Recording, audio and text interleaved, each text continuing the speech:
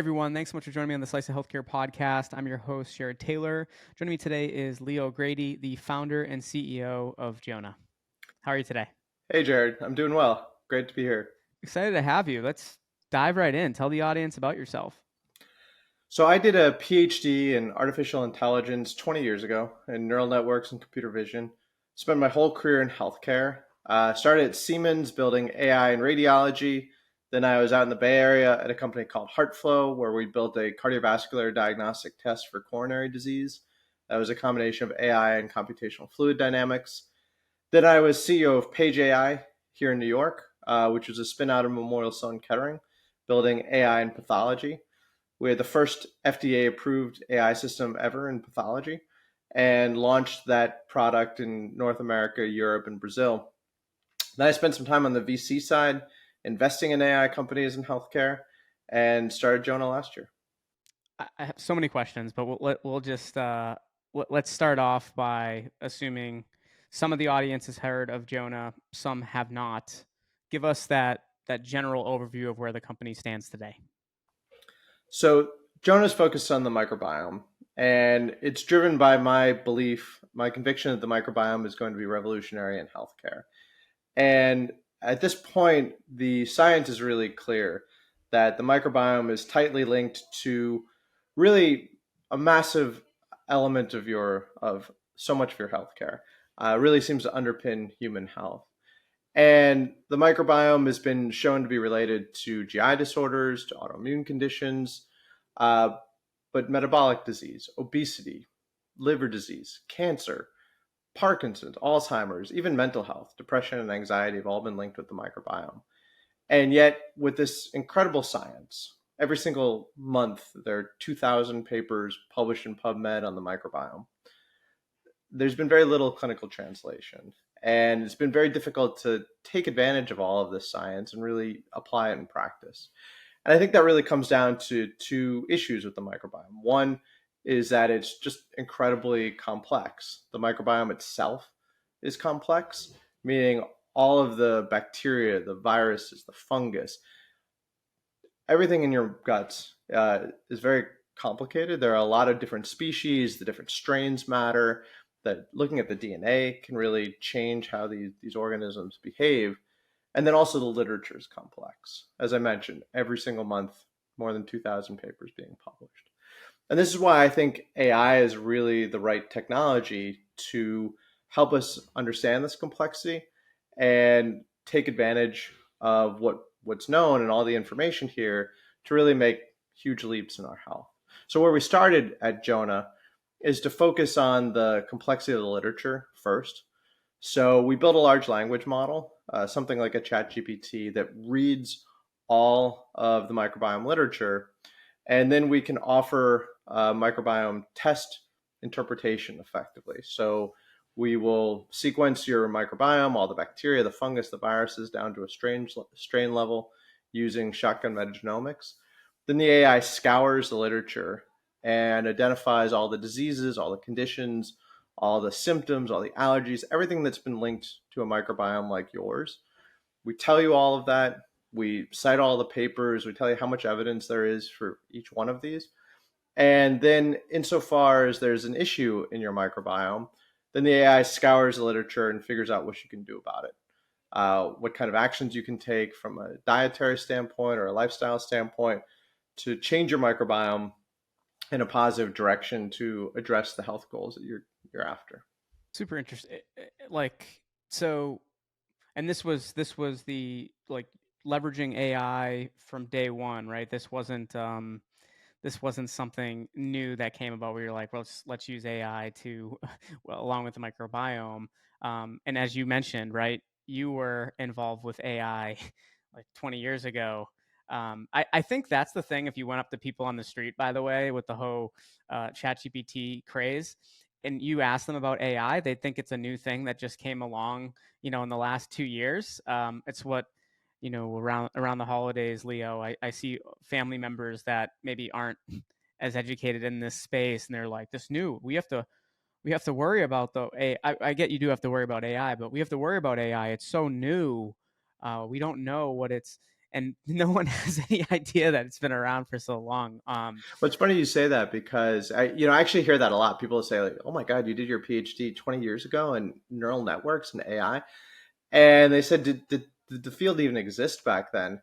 And I remember being a PhD student, finished in 2003, and to me, it felt like we were standing on the shoulders of 50 years of AI research, right? Alan Turing, the Turing test, he was working on AI in the 40s and the 50s, and so AI has evolved a lot from then to the time I did my PhD, and then from that time to now, and continuing to improve every year. And I think the thing that a lot of people don't realize is that AI has been around with us and part of our lives for a long time. Um, I think people are expecting like Rosie from the Jetsons, and like that's what AI looks like.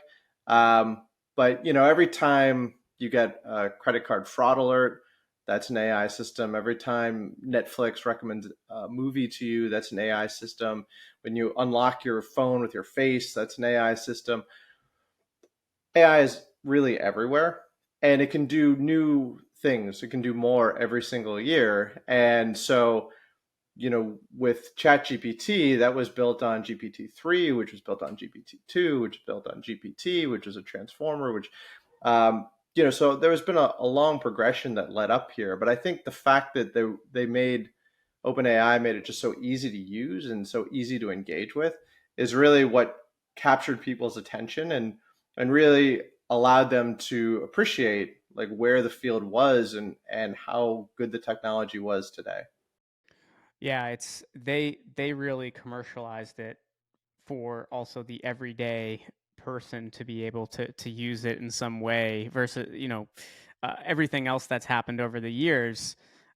Maybe someone that was also more technical was going to be able to leverage the different parts of AI, but now, like you were saying, they did make it a lot easier. That being said, Leo, I always ask guests this question when they come on. I'm sure you had, a decent amount when you're trying to integrate AI with microbiome, but what are some of the biggest challenges that you faced when trying to integrate AI with microbiome research? There are a number of challenges. So if you really think about our technology, there are three parts to it, right? So one part is reading all of these papers and saying, okay, this is a paper on the microbiome and obesity, right? And this was a study. There were 500 people. It was this demographic.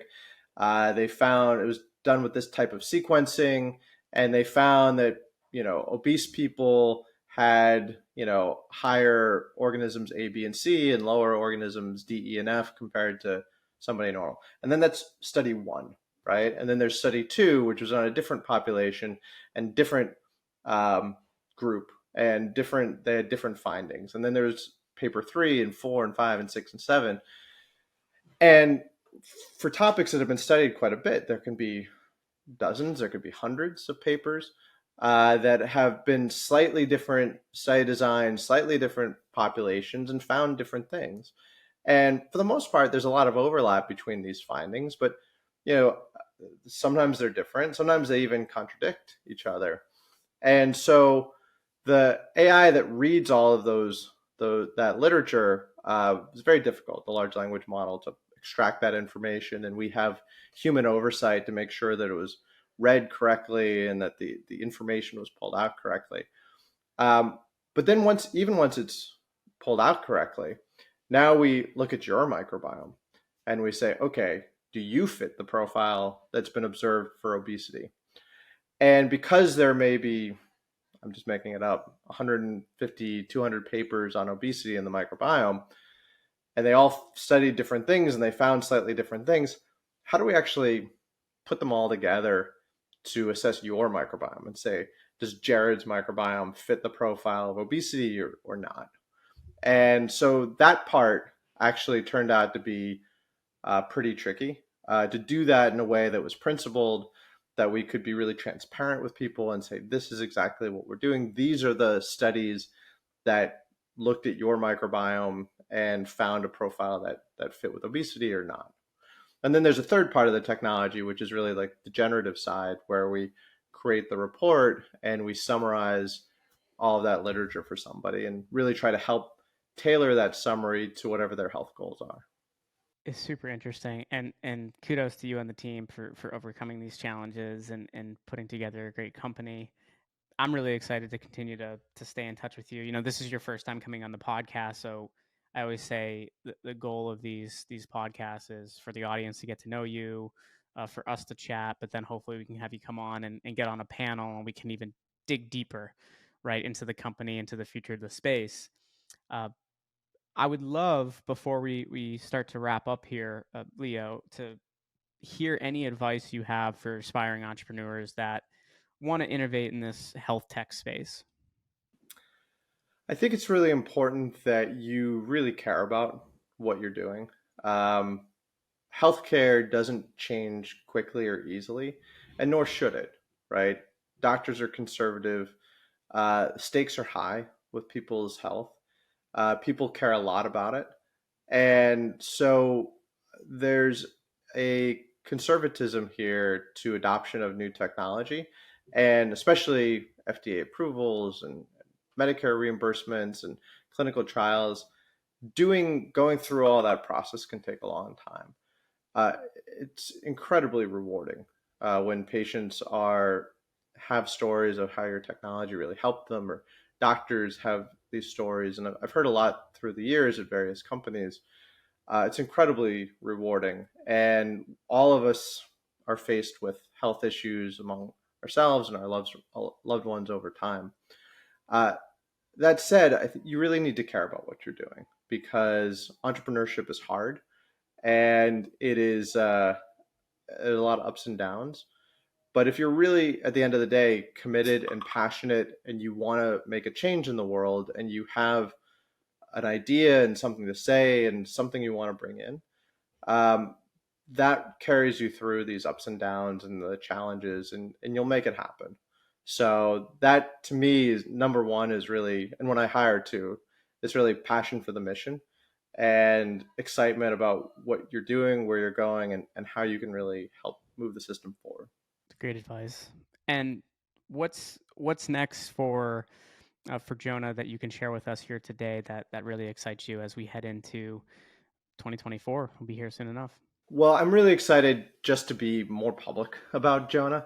So, for the last year, we've been building in stealth mode, and we've been building the technology. We've been, building the IP. We've been doing a lot of iterations. We had a beta release with a few people and a few clinics that wanted to partner with us, and now finally we had enough feedback and enough experience where we felt really comfortable coming out of stealth and introducing ourselves, and we felt like we really had something to say and something to contribute. And so that process of coming out of stealth was just a few weeks ago, and the feedback has just been incredible. So many people are excited about this space: doctors, patients, consumers, life sciences companies. And so this next year, our mission really is to get the word out and help people know about the technology, help people understand what the microbiome is, what it can do for them, and ultimately we are driving toward a time in which microbiome is a new branch of medicine with its own specialists, and where it can really be incorporated into the clinical care pathway, as well as informing consumers about their own food choices and their own lifestyle choices. So there's a long road to go, but this coming year is going to be really exciting as we get the word out, really work with a lot more clinics and a lot more people, and continue to build the technology and the product. Well, I'm excited to stay in touch with you, Leo, and we can kind of catch up and hear where things are at from time to time. But wishing you and the team all the best of luck. Thanks so much, Jared.